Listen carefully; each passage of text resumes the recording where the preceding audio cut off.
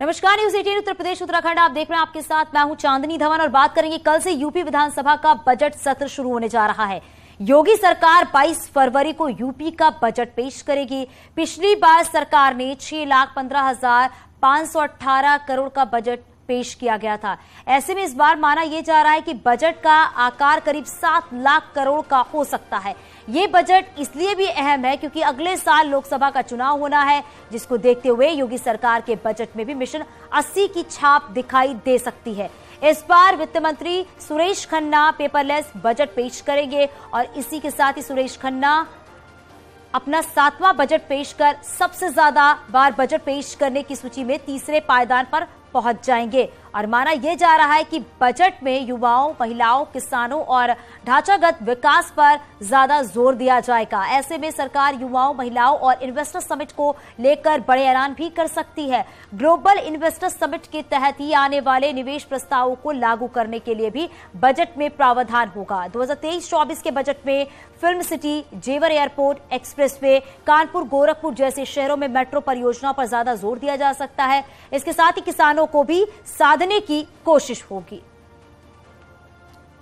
हमारे साथ में वित्त एवं संसदीय कार्य मंत्री सुरेश खन्ना जी मौजूद हैं। सर, आज जिस तरीके से कार्य मंत्रणा समिति की आज बैठक हुई है, इस बैठक में सर क्या कुछ रहा है? जब भी हम सदन बुलाते हैं उसके पहले कार्य मंत्रणा समिति की बैठक होती है। उसमें सदन में कार्यसूची किस प्रकार से हम आगे का कार्य निर्धारित करते हैं, कार्य मंत्रणा समिति में सभी की सहमति से।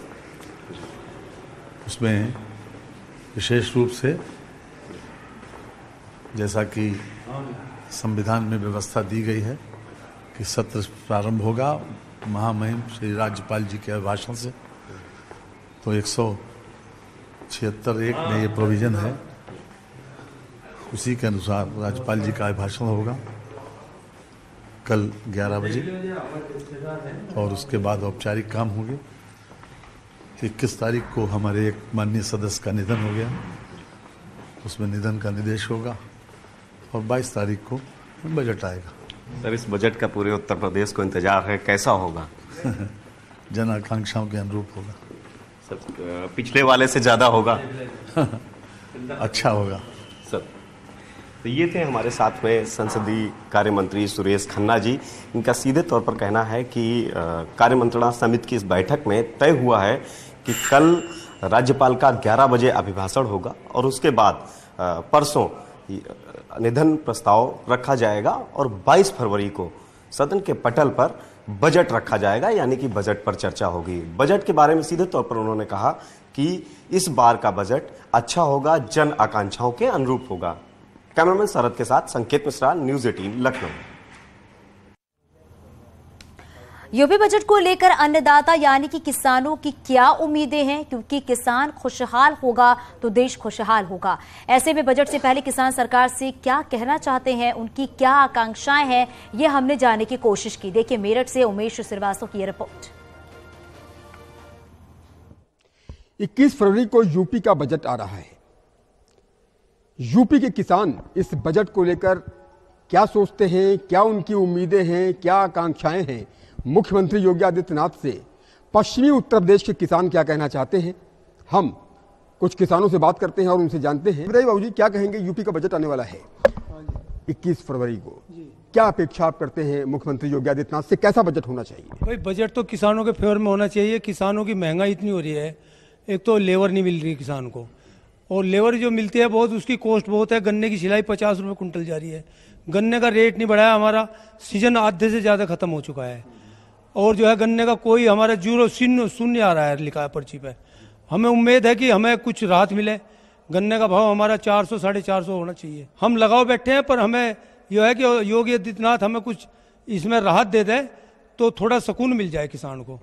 अब पॉल्यूशन की वजह से बहुत सारी समस्याएं हैं, वाटर शॉर्टेज की बहुत समस्याएं हैं, और मैं समझता हूं कि जैसे कि मैं किसान हूं और किसान इन समस्याओं पर बहुत अच्छी तरह से काम कर सकता है अगर उसको थोड़ी सी गवर्नमेंट की तरफ से ऐड मिले। बजट में आपको क्या उम्मीदें हैं? और अभी मैं आपकी एक कविता भी सुन रहा था, कौन सी कविता आपने लिखी है मुख्यमंत्री योगी आदित्यनाथ को लेकर? सर, एक तो पॉइंट में ये जरूर कहना चाहूँगी कि हम किसान हैं, पढ़े लिखे होकर भी हम खेती कर रहे हैं। हम जिस फसल को भी तैयार कर रहे हैं, जब से उसकी स्टार्टिंग हुई है बोने से लेकर उसकी नलाई गुड़ाई तक, पकाई तक, कटाई तक, और जब बेचने जाते हैं तो प्लीज़ आप सब इस बात का जरूर ध्यान रखें कि हमें उसमें कितनी मेहनत लगानी पड़ी है। कम से कम हमें हमारी मेहनत का फल जरूर मिल जाए। तो आप जो बजट लाएं वो इस लेवल का लाएं कि किसानों को किसानों की मेहनत का फल जरूर मिल जाए। पढ़ी लिखी हैं, बता रही हैं कि लेकिन फिर भी खेती कर रही हैं, उनकी खेती जन्म जन्म का साथ है, नहीं? क्या कहना चाहेंगे आप? बजट से आपकी क्या अपेक्षाएं? कविता जो सुनाई है मेरी वाइफ है, और इसका जुनून देखते हुए मैं कहना चाहूँगा सरकार को कि इस तरह का बजट बनाए सरकार जो किसानों के हित में हो, और पढ़े लिखे जिस प्रकार हम जुनून के साथ खेती कर रहे हैं, अन्य लोग भी नौकरी की तरफ अगर उनका विकल्प नहीं है तो प्रथम विकल्प के रूप में उस खेती को अपनाएं, और उस ये बजट में बिल्कुल इसका एक बैलेंस रखें। और गांव में सर्वे कराकर कितने घर आज पलायन की स्थिति में हैं शहर की तरफ, तो ये पलायन को रोकने का एक विकल्प हो सकता है। उसमें सबसे पहले जो इसको खेती को करना चाहता है उसको सरकार मदद करे, पोस्ट ग्रेजुएट या ग्रेजुएट जो भी अगली पीढ़ी है उसको प्रथम विकल्प के रूप में अपनाए, और बजट में इसका ध्यान रखे जिससे पलायन भी रुके, और खेती को एक प्रथम विकल्प के रूप में जुनून के साथ खेती करेंगे तो इसमें गुणवत्ता युक्त और खेती का जो वो उत्पादन है वो अच्छा होगा। और हर चीज़ पे पैदावार डाउन है, इस साल पैदावार कम है, खर्चे किसान के बड़े हैं, तो उसका तो बजट आ ही गया। वो अब उससे क्या उम्मीद किसान करेगा? पूरे देश में इसकी ख्याति गन्ने के लिए है। गन्ना किसान क्या सोचता है कि बजट कैसा होना चाहिए? गन्ना किसान के हिसाब से बजट ऐसा होना चाहिए ताकि हम जैसे प्राकृतिक खेती कर रहे हैं तो प्राकृतिक खेती में जो हम फसल बोएंगे उसका रेट दूसरी फसलों की अपेक्षा ज़्यादा मिले। बजट से उम्मीद ये है कि किसान की लागत को कम किया जाए। जब लागत कम होगी तो मुनाफा अपने आप बढ़े, तो किसान खुशहाल होगा, तो देश समृद्ध होगा, क्योंकि 80% हमारी अर्थव्यवस्था किसानी पर निर्भर करती है।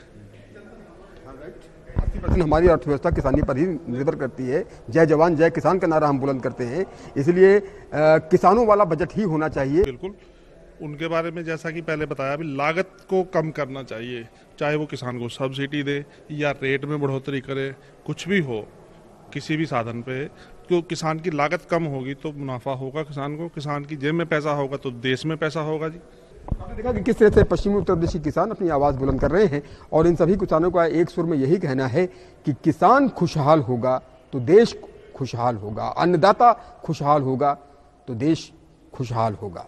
यकीनन पश्चिमी उत्तर प्रदेश के किसान यही अपेक्षा करते हैं और मुख्यमंत्री योगी आदित्यनाथ से यही गुहार लगाते हैं कि बजट किसान वाला बजट होना चाहिए। कैमरा पर्सन अभिषेक शर्मा के साथ उमेश श्रीवास्तव, न्यूज़ 18 मेरठ। योगी सरकार की बजट में यूपी के धार्मिक शहरों से लिए अलग से प्रावधान होने की उम्मीद है। काशी की जनता की सरकार से क्या उम्मीदें हैं ये भी सुन लेते हैं। जो भी हो जनता के हित में हो, जो भी बजट हो वो जनता के हित में हो, और सभी के लिए, चाहे गरीब हो चाहे अमीर हो, उनके लिए अच्छा हो बजट हो हमारे ख्याल से। आप देखिए, युवाओं के लिए सिर्फ शिक्षा और रोजगार का अवसर बहुत जरूरी है। शिक्षा और रोजगार पे सरकार अपना ध्यान दे, वो बजट हमारे लिए हित में होगा। हमें माननीय योगी जी पे पूर्ण विश्वास है कि जनता के हित को देखते हुए और जनता में जो भी परेशानी है उसको देखते हुए वो बजट निकालेंगे, जिससे पूरी जनता को खुशी की लहर फैल जाएगी, ऐसा हमको उम्मीद है। देखिए, हर वर्ष बजट आती है और राज्य और केंद्र की जो बजटें आती है उससे सरकार से जनता को काफ़ी उम्मीदें होती हैं, क्योंकि बजट से ही सारे क्रियाकलाप जो आय व्यय का जितना संपन्न आय व्यय की व्यवस्था होती है सब कुछ बजट से ही निर्धारित होती है। जो भी बजट हो महत्वाकांक्षा योजनाओं के साथ ही साथ और दूरगामी विकास को देखते हुए, जैसे कि एक जिला एक उत्पादक को लेकर के कई सारे काम चल रहे हैं यूपी गवर्नमेंट में। यूपी गवर्नमेंट अभी इन्वेस्टमेंट सबमिट कराया अभी यूपी गवर्नमेंट ने, तो कहीं ना कहीं निवेश को बढ़ाने वाली बजट होगी। बजट में आने के साथ साथ जो भी व्यवस्थाएं बनाई जा रही हैं उसमें सबसे पहले जो वित्त विहीन शिक्षक हैं, या यूपी बोर्ड की बात की जाए या सीबीएसई बोर्ड की बात की जाए, वहाँ पर उनमें जो अनियमितताएं बरती जा रही हैं जो है उस पर ध्यान देना जरूरी है, क्योंकि एक बेसिक पेमेंट होना उनके लिए जरूरी है, जिससे कि उनके रोजमर्रा का जो है खर्चा चल सके। जो बजट फोकस होना चाहिए राज्य के रूरल एरियाज को ध्यान में रखते हुए, क्योंकि उस एरिया में थोड़ा खर्च करने पर बड़ा असर होता है। एक हॉस्पिटल या फिर कम्युनिटी सेंटर रूरल एरिया में हो तो हज़ारों लोगों को अफेक्ट करता है, जो कि शहर आने से बच जाते हैं। दूसरा पॉइंट है राज्य का जो इकोनॉमिक डेवलपमेंट हो रहा है उसके साथ अगला एक हमारा प्रॉब्लम आएगा इन्वायरमेंट का। तो इन्वायरमेंट को अगर अभी से ही ध्यान में हम लोग रखते हुए काम करें शायद ये बेटर होगा।